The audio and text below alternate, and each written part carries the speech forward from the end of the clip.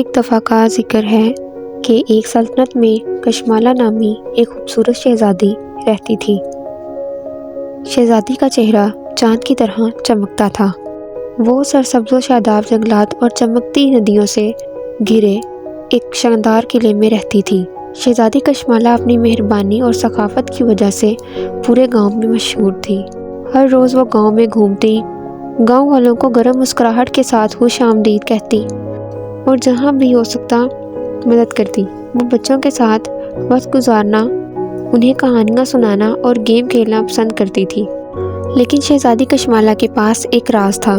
جنگل کے دل کی گہرائی میں بادشاہی سے دور چھپا ہوا ایک جادوئی باغ تھا جو تصویراتی خوبصورت ترین پھولوں سے بھرا ہوا تھا۔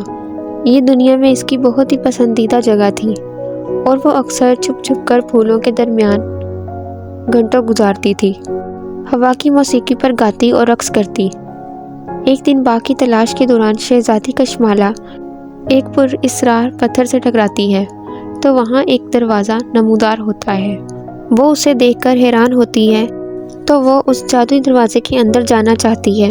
وہ دیکھتی ہے کہ وہاں ایک شاندار درخت کھڑا ہے جس کی شاخیں پھیلی ہوئی بازو کی طرح آسمان تک پہنچ رہی تھی۔ درخت کی بنیاد پر ایک پانی کا چھوٹا سا چمکتا ہوا تالاب تھا۔ شہزادی کشمالہ تالاب کے قریب پہنچی اور تالاب کی گہرائیوں میں جھانکا۔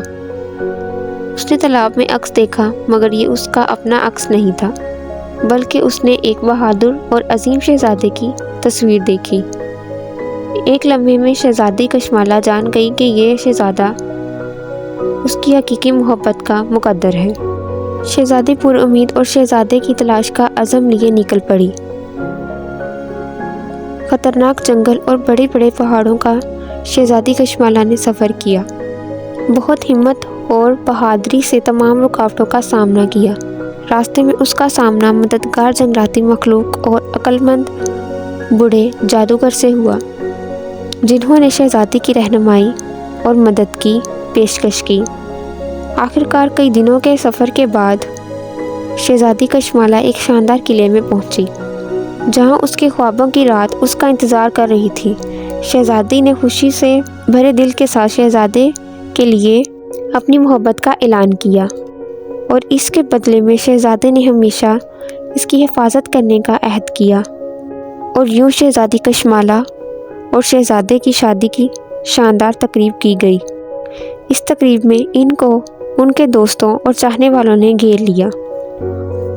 وہ اپنی زندگی کو خوش خرم طریقے سے گزارنے لگے، حکمت اور شفقت کے ساتھ اپنی سلطنت پر حکومت کی، اور وہ دونوں جہاں بھی جاتے محبت اور خوشی پھیلاتے تھے۔